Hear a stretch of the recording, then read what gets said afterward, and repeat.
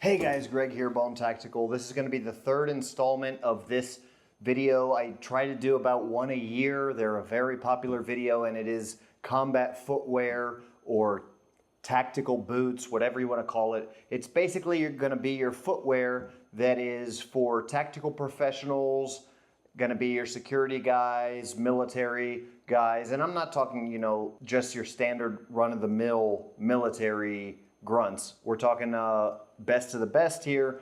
This is going to be like high-speed boots and tactical footwear for special operations level type stuff. And the reason that I have to say that is because, this stuff is expensive and this is top of the line, absolutely best of the best, as good as it gets that we're going to be discussing. I'm not just going to be discussing like budget footwear or stuff that you can get by with. So that being said, let's jump right into it. I've got a different pair of shoes here on the table, that's gonna be a representation of a lot of different things. I'm gonna discuss stuff that you guys probably haven't even thought about. Me being a certified strength and conditioning coach, as well as a tactical professional and someone who has worked with elite athletes all around the world, studied kinesiology. There's gonna be a lot of stuff that probably most people won't even consider. This is gonna be a fully in-depth video. So stay tuned. If you can actually sit, pay attention, watch to the end of this video, you'll know everything that you need to know and everything that's important before purchasing a pair of boots. If it's for the end of the world in your mind, if it's for your job as a police officer, your job as a Green Beret, or going on your first tour over to wherever location you're going and you want to know what boots fit this area or this location, we're going to cover all of it. We're going to talk about the differences between people, between your body type, between what you're doing, between environment, all that. And that's why I've got all these different boots on the table. There's no Solomons on this table. There's a bunch of brands that are not on this table right now. They were in some of my early videos and they just can't hang now anymore. The reason I try to make one of these videos every year is because everything changes so much. Footwear changes. The people who make the boots and shoes are finally starting to understand what is really important, and they've implemented that. Loa, for example, this is the Zephyr GTX High TF. This is what I'm going to say is overall the best combat boot or tactical footwear out there, period. The only place that this is not maybe extremely well suited to would be like Antarctic or Arctic environments, or extremely high elevation, or like mountaineering, stuff like that. Hot, cold, doesn't really matter. Just sub-zero or extreme high altitudes, this probably isn't going to be your boot. Everywhere else, this will be. I'm going to save this boot for last, so again, skip to the end of the video if you want to see that boot and all about it. And all of these other boots are amazing as well, and they're just good for different particular purposes. This particular boot, and this is new now. This is something that hasn't really existed before. Really, really cool. We can see that technology is going up a long way, and this is what I'm wearing every day. Every single day I wear this and I go run in the mountains. Okay, and I'm talking about, running, really running. There's certain parts that I do sprints, full out sprints. There's parts where I'm doing more of a jog. There's parts where it's more of a scramble because it's mountains and hardcore mountain trails that I run on every single day while I'm here at my shop, because I have about 200 acres of hardcore mountain trails here that's all they are, is for training purposes. So this is the Speed Ruck by Mud Gear. And, I think that they're probably catered to like those mud run things. But I've been looking for a pair of boots like this for so long, and let me get into why. First off, let me say, this is probably not going to be your first choice for long or extended combat missions. But here's the deal. If you're a high-speed operator, you can wear a pair of shoes or boots in a lot of situations. A lot of guys are going in on missions that are very short missions, and they can change their boots and shoes between missions. So this is a highly specified type of boot, but it is going to be absolutely incredible for certain missions. Now, everything with shoes and boots is going to be a balance. This right here is high speed as it gets. And I'm not talking about high speed, low drag, cool. I'm talking about actual high speed. This boot is light as a feather, by far the lightest boot on this table. It's flexible, incredibly flexible. It's shock absorbing sole. It's got great grip. It is absolutely incredible, but everything's a balance. Remember that. This boot was brand new a month ago. And look at the wear that it's already taken. All right. Is that the fault of the boot? No, it's just where we're at. This is amazing technology, but it's just where we're at with technology right now. So what I can tell you is everything's a balance. I cannot move and run and as well with a really crazy high top, tough, heavy boot like that. It restricts my ankle and stuff like that a little bit. So while it does add a level of protection, while it is a tougher boot, if a split second ability to juke and jive, if I'm in a situation where I want to be able to move, or if I'm in close quarters combat and really having to get down to using my martial arts skills, then I might want a shoe that allows me more range of movement. So that's something to consider. It all depends on the mission. If we're talking tactical, I can say mission because tactical people understand that term. But it all depends what you're going to be using the boot for or the shoe for. So this is basically a sneaker. It's basically a high-speed athletic shoe. And it's got amazing top-of-the-line materials, very light, very breathable, moisture-wicking. So you have to look at environment as well. This is going to be for hot weather environments only.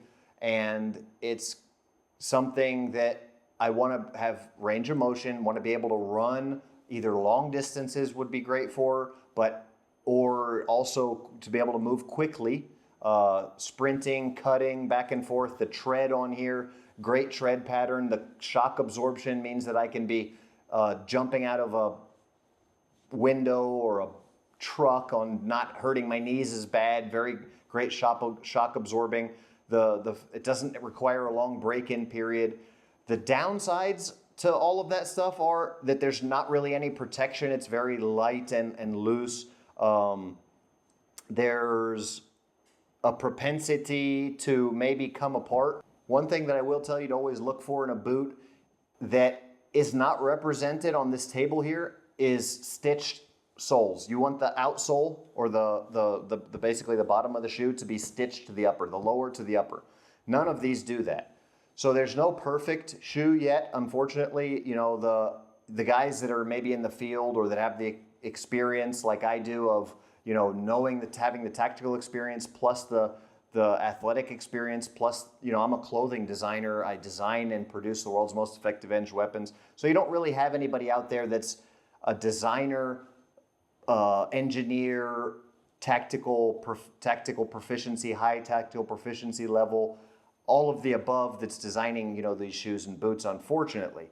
So until then, we won't have a perfect shoe or boot. But you guys do want to look for a stitched upper to the lower. You'll see a line cut in right here. And actually, some of these boots have the line. I'll show this for example. This boot has the line. This line right here is actually a line that is where they would be stitching through here so that the upper is stitched to the lower. They just don't do it in this case, which is very unfortunate.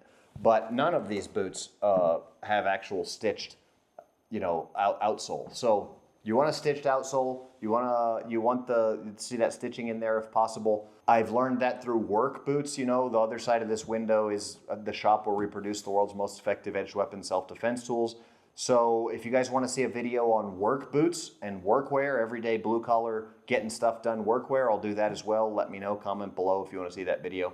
Otherwise, all of these boots are going to be tagged in the tagged in the video. I'm going to mention the name of the boot. Some of them, like this one, are sponsored gear, so they're not paying me for this, but they sent me this boot for testing. You guys know that I'm super hard on people when they send me stuff. This boot is definitely holding up and a great boot. So there will be a link for purchase of this in the description below. The only thing is you gotta pay to play when it comes to these boots, guys. So I've been wearing these for a month and they're starting to separate a little bit. I think you can maybe see like right there, they're starting to come apart a little bit. The glue, and that's what I mentioned with stitching. You know, they just don't do stitching like they should. I did notice that there was one other part of this, yeah, right here as well that's starting, and like this is literally just 1 month, not even a full month actually, of using these boots and running. So nobody's gonna be testing these boots as hard as I am, because how many other 260-pound guys are hardcore running in the mountains every day with their boots? There's not really, probably nobody watching this video. The force that's generated with a 260-pound man cutting and running and jumping and it's just incredible that, you know, I tear through shoes. So the fact that these are, you know, separating a little bit is just going to show you that doesn't mean it's going to happen to you. The fact that they're still holding up is great. I do not expect that I can use a pair of shoes every single day for training, and they won't last more than 3 months. There's not a pair of shoes on the market that will last more than 3 months without having some issues. So we'll go through all of this different stuff. I rotate shoes a lot. When I find a good pair of shoes, I'll try to get them broken in, and then maybe I'll let them just hang for a little while in case I need them. You know, I'll always leave a pair of broken in boots, which is another tip. Always have a good pair of broken in boots on hand, because you don't want to have to grab a new pair of boots and try and break them in, and then maybe they suck and they're very rigid boots or something. I remember Lalo Tactical came out with a boot not long ago. It's an absolutely terrible boot, probably one of the worst modern boots ever made. And they sent me one to do some testing review on, and tore my feet up because it had like a metal plate on the inside that, first of all, wasn't bulletproof or whatever that they said it was, puncture resistant. It wasn't. All it did was make that it was like wearing a 2x4 on the bottom of your foot. Just absolute terrible design. Anyway, they were in a video actually. They were one of my first videos. And the only reason I had them in that video was to show the worst boots you can get. And they're like $400 boots, and they were saying that Navy SEALs use them. So Navy SEALs might use them. Not everybody knows this stuff. That's why these videos are so important. So hopefully some Navy SEALs might be able to watch this video and not get Lalo boots that are just going to tear your feet up and make you a less effective operator. So now you know. Anyway, so these are the Mud Gear Speed Rucks. They're awesome, awesome, awesome. If you're a real legit operator, I would say get 2 of them. They have almost no break-in period required, because they're just so, the modern materials are just so great, so loose, so flexible, so cushiony, but still tough enough that they're reliable boots. They're coming apart a little tiny bit, but the glue is obviously great quality glue. I wish they would have stitched stuff. There is a few stitched things, like this part right here is stitched. I wish they would have stitched more on there. I will say, if anybody from a shoe company is watching this video, I would love to work with you guys and help you develop the best, most effective pair of combat boots in the world. I could very easily do that for you guys. What I will say is, if you want to just steal something from me for free, like it's fine with me, because just make the world a better place. Go with levels of fabric, okay? Like what I do, you know, with my shirts, some of my concealed carry shirts. You can't sew a heavy fabric to a light fabric. It doesn't work out well, because the heavy fabric will rip out at the seam of the light fabric. So you want to go layers. So this is a very light fabric with a little bit of a heavier, little heavier, little heavier, and you have your ridge lines kind of like this here. So you would have like very light fabric with a little swath of heavier and then heavier and heavier, and stitch at each seam along with your really great glue that you're using. And then you won't have to worry about separation at those seams, even if the glue fails. Another thing that I've experienced, I had a pair of New Balance boots that they quit making, tactical boots, that was amazing. That's in one of the previous videos to this. This will be the third installment of this tactical footwear series. One thing with those New Balances I'll mention, and it could possibly potentially happen with this, I'm not going to say it will or won't. This glue is obviously some type of very strong epoxy. It's doing great. But something to consider is that if there is no stitch line, there was a time where I had the shoe obviously got very hot, being so close to actual fire, that the sole later separated completely from the shoe. And I stitched the sole back onto the shoe of those, and I still have them. I keep those in my truck, and they're great now. And I actually I stitched the outsole myself, and that was the only problem. The glue just came off, so I re-glued them and stitched the outsole. But if these guys would just learn how to stitch instead of getting to where the common technology is only putting on a little bit of epoxy. That's just something to be aware of. So check out those Speed Rucks for sure. Then after the New Balances, I went to tried a bunch of different Salomons again. I quit Salomons way back in the day. I was using Salomons probably at least 10 years ago. And they were always a little hard on my feet, but they held up. And then Salomon, I don't know what happened, about 8 years ago. Actually, I've been using Salomons for about 20 years now that I think of it. About 10 years ago, their production quality just went down so bad that when I had Salomons falling apart, I quit using Salomon. And then I found, I think I started using the New Balance ones, were amazing for a long time. They quit making those. And after that, I bounced around a little bit, used a few different companies. I've gone with some of their Nike ACG stuff, which they had a few good pairs of boots. So Nike had some tactical stuff that was pretty decent. It just never really held up like I wanted it to. Then I found Loa. And Danner, I did Danner for a while. Danner makes good boots. They're just kind of a good middle line boot. You can't really go wrong with Danner. So I'm not just like your stereotypical gung-ho, flat top Marine grunt military guy style. So the thing is like those boots are like, they're not great in anything, and they're like grunt boots basically, right?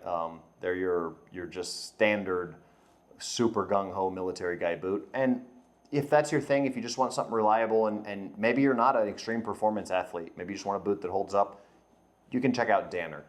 At that elite level, you're going to want something that's just a little bit more suited to athletic movements and just being light on your feet, being able to be diverse, okay? So then we get into the Loas, and that's, the Loas, they have a great pattern on the bottom, very tough material. You can see how hardcore that I've used these, and I rotate these in. I've probably only used them for about a month or 2 months of actual hardcore use. I've used them a lot over several years, but I don't use them every day. So I don't know, I'll probably say 3 months maybe maximum. I've used them on shooting courses and things like that. One thing I will say is so as far as you as an athlete or as a person goes, if you got weak ankles, get a high top. If you never think you need any kind of ankle protection, which is really crazy, you should at least have a mid top, just about everybody. But if you're going to be in a super gray man role where you need to look a certain part that doesn't appear to be a military boot, then maybe you're looking at a low top. That's another thing. The reason I don't have any camouflage boots on this table is I try to use, and that's the reason I got these as well, I try to use boots that if I had to, that they can apply to the most diverse range of environments as possible. I don't look like a cop anywhere I go, or I don't look like a grunt anywhere I go with my boots on, because I might need to wear them somewhere and not get a lot of attention looking like a military guy. So it just depends. That's just an extra option if it's possible to find one that doesn't look so gung-ho military. But this is a soft SOF sole. All right, well, we see that this one's fallen apart, which I didn't realize that it was falling apart. But I do recommend getting some good insoles. Until this one just fell apart you saw that it's fallen apart on camera here. I've been using this for several years as well. You can see it's tore up on the bottom and stuff like that as well. But I definitely recommend insoles for the individual. So don't buy the boots based off of having a high insole, low insole. You do want to look at your foot box here of whether it's really wide or not. You can see that this is a very wide foot box on this one, right? Very wide here. If you have a very wide foot, you're going to want to look at that. This is a little bit narrower, so this is okay if it's a little bit narrower. You do want to look at the width of your shoe, depending on your foot. But your insole, okay, which is whether you have a high arch in your foot, medium arch, or a low arch, the only thing you have to do is just buy an insole. Pull the insole that came with the boots out of your boot, and then put an insole in that fits your foot. You have a medium arch, put a medium arch insole in. I do use soft sole in a lot of my boots. Okay, so this one has come up. So apparently they're all falling apart, and I didn't even realize it because I didn't pull them apart to look. but I do always like one that has a rigid, okay, hard plastic. And I'm using Curex more recently, which is Curex. I'll tag the Curex in the description below because obviously all my soft sole ones have fallen apart. But I definitely recommend getting the arch support. This is a medium arch, okay? Arch support and hard plastic arch support with a nice comfortable, so definitely get a nice cushiony insole that has a hard plastic insert as part of it, not soft sole because they're obviously falling apart. So I'd recommend Curex. That's what I'm most recently using. That's held up a little bit better. And then I'll link that in the description below, but get low, medium, or high with that hard plastic insert based off of what the arch is on your foot. If you're flat-footed, get low. So the reason that these are so great is they're tough, but they're a balance between toughness and being lightweight. They're flexible, but they add a lot of protection. They're rigid in the places that they need to be rigid, okay? But they still weren't as quite as tough as I wanted, and so I got them also, like I said, because they are gray man applicable, but they're not as hardcore as I wanted in certain circumstances. I was doing a lot of jungle type expedition type where I was doing a lot of river crossings, but at one point in time it was like lighter river crossings. So if I'm doing light river crossings where they're like 6 inches of water, then I might want waterproof boots. Most of the time I want quick dry boots. These have a Gore-Tex lining, so they are, you know, waterproof, but they're also quick dry. So I got these because they're quick dry. And then I went with the taller Gore-Tex version of these, which is actually not a version, just the same brand. And then this actually, your foot doesn't get wet at all, unless of course, you know, water's pouring in from the top. These do take a little longer to dry, but they're a lot more waterproof. So everything's a balance, right? You got to look at the conditions that you're going to be going into. But this does great in super wet conditions because it dries quickly.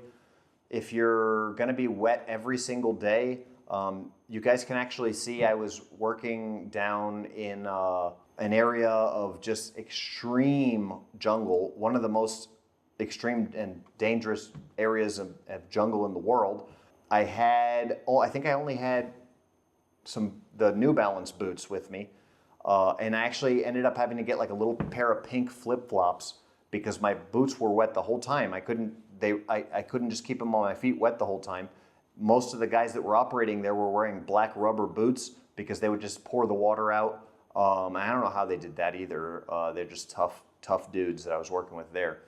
But you can see in one video I'm showing you the weapons, AK, AR, all the different shotguns and stuff that we had. And I had flip-flops on in that video because I was down there in the jungle operating with flip-flops because when I got in mud or whatever it was, I mean, I'd just leave the flip-flops where they were if I had to run or something and go barefoot because, you know, it was that bad. So if it's really, really, really nasty jungle conditions, you might want like a pair of jungle boots or something that actually has a drain in them if your feet are going to be wet every day.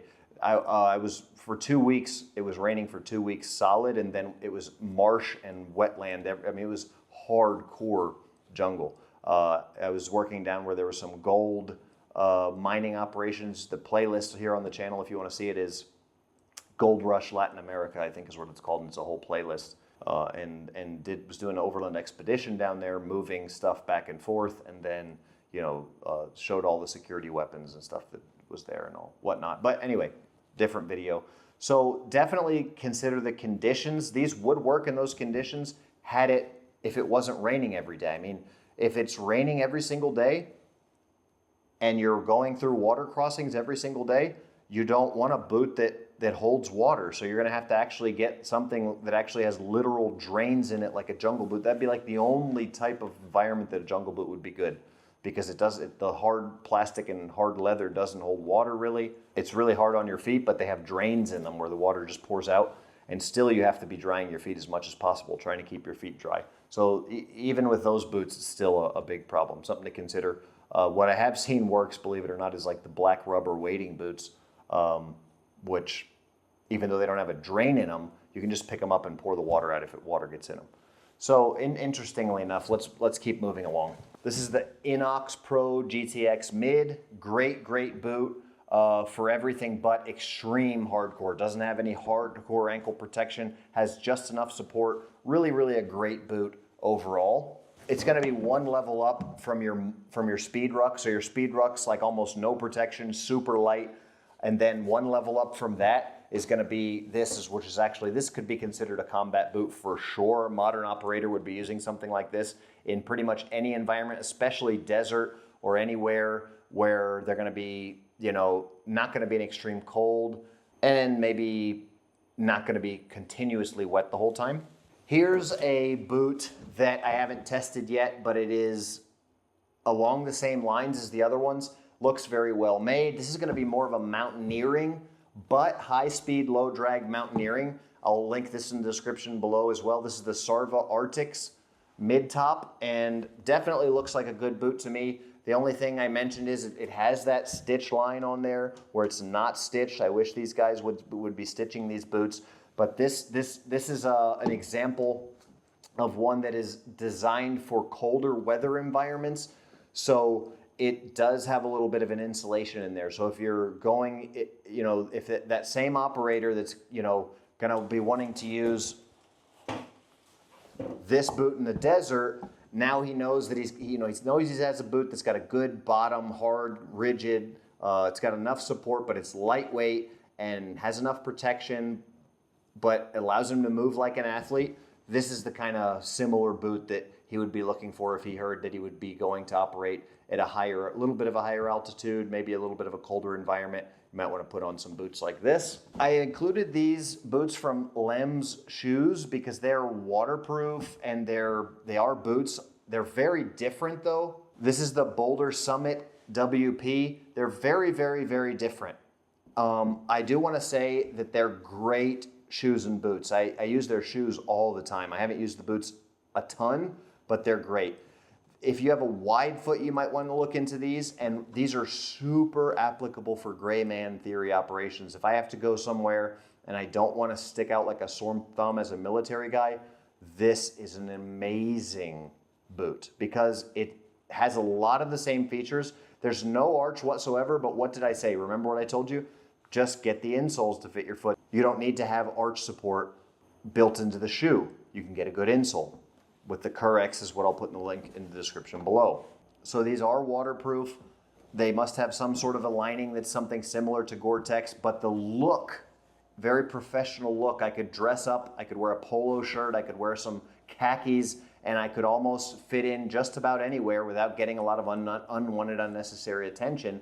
And that's what something like this offers, but it still has all the flexibility, it still has support. It's unfortunately still not a stitched outsole, but it's a really, really, really well-made shoe. Bigger toe box, so if you've got wide feet, this is a great option. Does have great traction on the bottom, and I really like my Lem's shoes. They're very comfortable, very well made. So check these out as well, and this is all stuff to consider, guys. Where you're gonna be operating, what you're gonna be doing. Gray man theory, but not gray man theory like what you think. It's not blending in. Look up the real gray man theory that I teach if you want to know how to be effective in your daily life. So you need to consider the real gray man theory if you want to be effective at daily endeavors. There's going to be certain places you don't want to walk into with a pair of combat boots on. And if you still want to be prepared, this is what Lem's does. Lem's Shoes offers you the way to do that as well. With these Boulder Summits right here, I would feel comfortable doing, if I had to, bug out or something, doing some light, mountaineering with these boots on. And I would feel a lot more comfortable than I would with like a pair of Asics or something like that, which is what I would normally wear in an urban environment, just, around town, something like that. If I didn't think there was really hardly any chance that I would have to transfer into a rural environment. But if there was a chance to transfer into a rural environment, Lem's offers me a mid-top boot with a little bit of protection that still can keep me low profile, low visibility, or with a wide range of environments that I can translate to if I have to go from a business meeting or if I have to look undercover, so to speak, some way or another.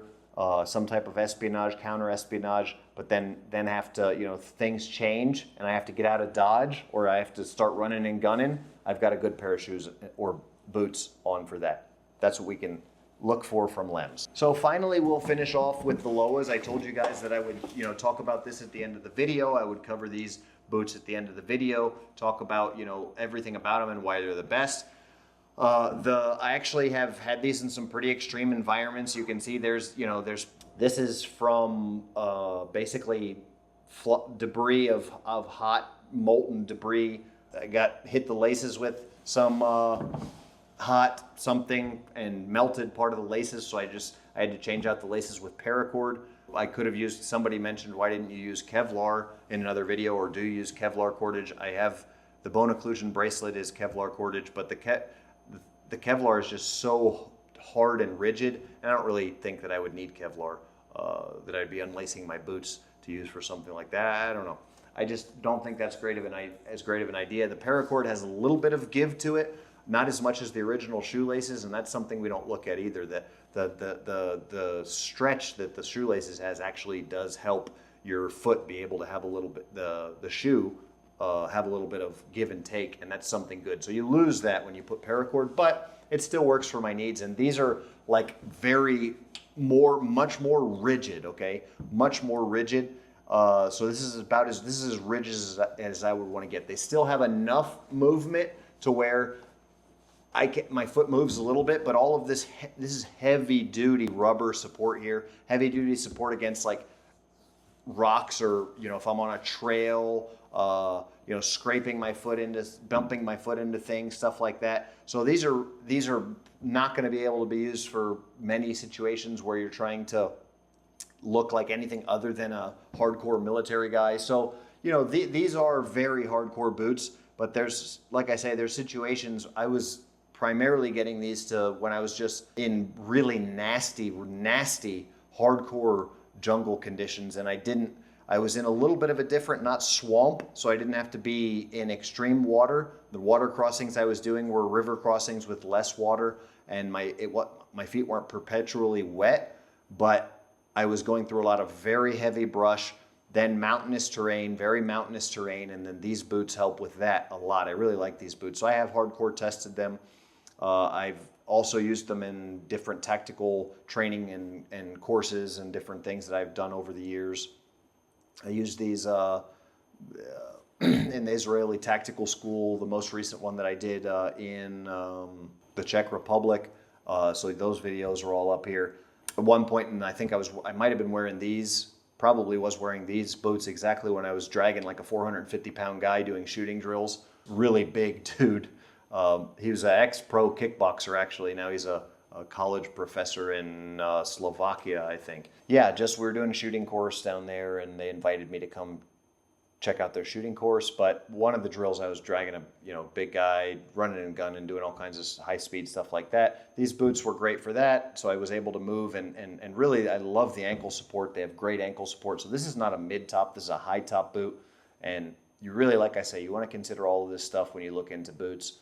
What you're going to be doing with them, and then how much support you need, but you don't ever want to sacrifice it for athletic ability. So these you do sacrifice a little bit. I can't really move as much as I would want to in some certain situations. It does impede, ankle movement. I'm not going to be able to do. There's a lot of I'm big into martial arts. If I'm going to be kicking or, really manipulating, wanting to be able to fully jump and stuff like that, the highest that I can, these boots aren't going to be as great for that. So they're definitely, you're sacrificing a little bit of athletic movement for protection, and you really would only want to use these in hardcore, super, super heavy duty combat roles where you're willing to risk a little bit of athletic movement for protection and for a solid pair of boots. So that's what you get with Loa. Unfortunately, I wish Loa made a boot that was a combination of the Inox and this Zephyr that was a little bit more gray man looking and had a stitched outsole. That would be the perfect boot. Again, hopefully one day I'll be able to design the world's most effective combat boot. And if anybody would like to work on that project with me, let me know. Thanks for watching. Bo now.